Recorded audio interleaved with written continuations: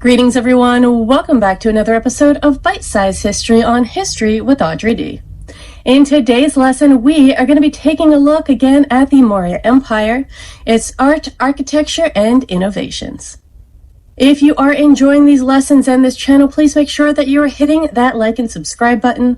Also, find me on Instagram as History with Audrey D. And you can support this channel further by becoming a Patreon patron as well.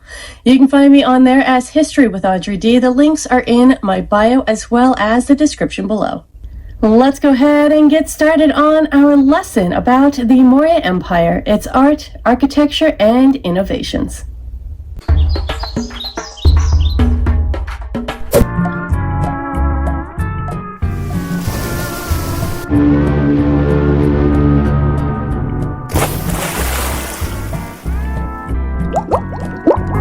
Mauryan art is characterized by its grandeur and sophistication. The empire's architecture, particularly the pillars and rock-cut caves, reflected the influence of Greek and Persian styles. The most famous example of Mauryan art is the Asoka pillar at Sarnath, which features intricate carvings and inscriptions. Let's go ahead and take a look at some of the key features of Mauryan art and architecture, starting out with the Asoka pillars. The most famous examples of Mauryan art are the Asoka pillars. These are monolithic columns that were erected by Emperor Asoka across his empire. The pillars are made of polished sandstone and are known for their distinctive bell-shaped capitals, which are carved with intricate designs and motifs.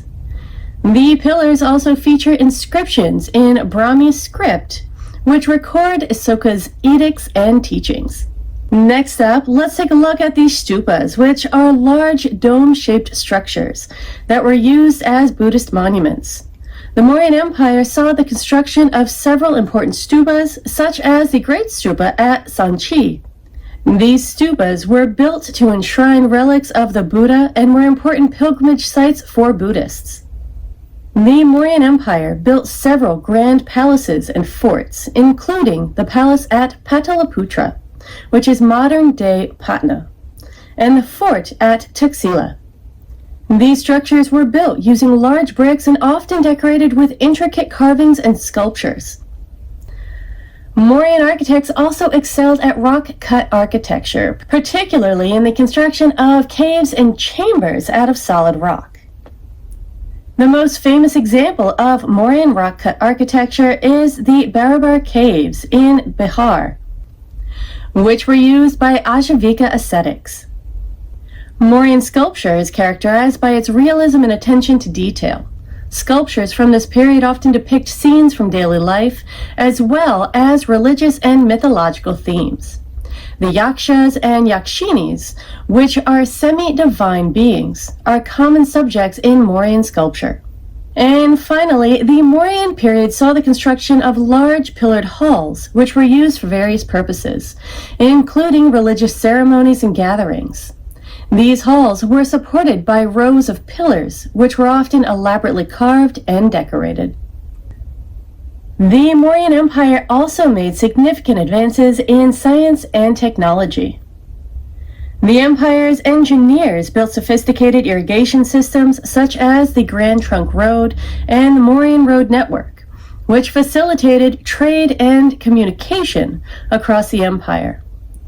Mauryan astronomers also made important discoveries such as the concept of zero and the theory of the Earth's rotation. The Mauryan Empire was also known for its innovative military tactics and weaponry. The Mauryan army employed war elephants, chariots, and infantry, and was renowned for its discipline and organization. The empire also made advancements in metallurgy, agriculture, and urban planning, laying the foundation for future developments in these fields. In addition to the administrative and military innovations, the Mauryan Empire also made a number of other technological advancements.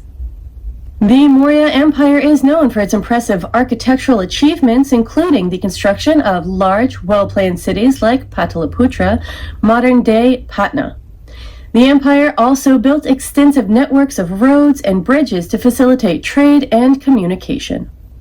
Mauryan art and sculpture reached new heights during this period. The most famous example is the polished sandstone sculptures and the Asoka pillars, which are renowned for their intricate carvings and inscriptions. The Maurya Empire introduced standardized coinage, which greatly facilitated trade and commerce within the empire.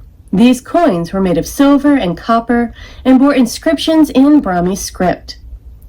The Maurya Empire made significant advancements in water management, including the construction of irrigation systems and reservoirs to support agriculture. This contributed to increased agricultural productivity and economic prosperity. And lastly, the Maurya Empire was a period of intellectual ferment, with significant developments in education and literature. The Emperor Asoka sponsored the spread of Buddhism and the translation of Buddhist texts into various languages.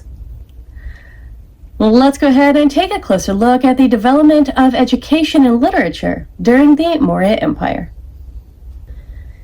The Mauryan period saw the composition and compilation of important Buddhist texts such as the Tripitaka, the Three Baskets, which includes the Vinaya Pitaka, or Rules for Monastic Discipline, the Sutta Pitaka, Discourses of Buddha, and the Abhidhamma Pitaka, Philosophical and Psychological Analysis. These texts were instrumental in the spread of Buddhism. The Arthashastra, attributed to Chanakya or Kautilya, is an ancient Indian treatise, or statecraft, economic policy, and military strategy.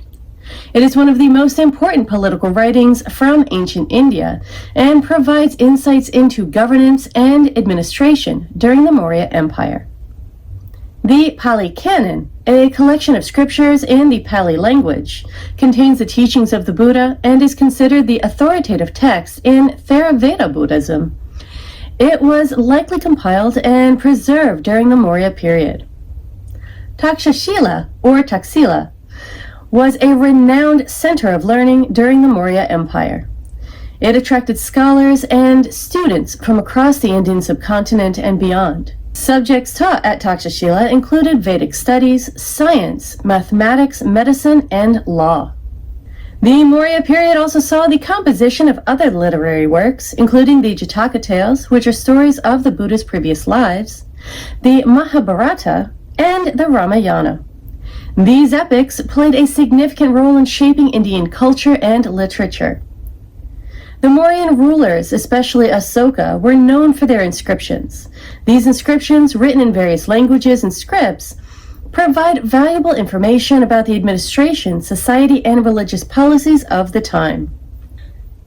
Overall, the Maurya Empire was a period of intellectual and cultural flourishing, with significant contributions to literature and education that continue to influence Indian society to this day. The Maurya Empire was a period of great innovation and cultural achievement in ancient India. Its legacy, particularly the policies of religious tolerance and the promotion of peace, continues to influence Indian society to this day. The empire's contributions to art, science, and governance laid the foundation for future developments in South Asia and beyond.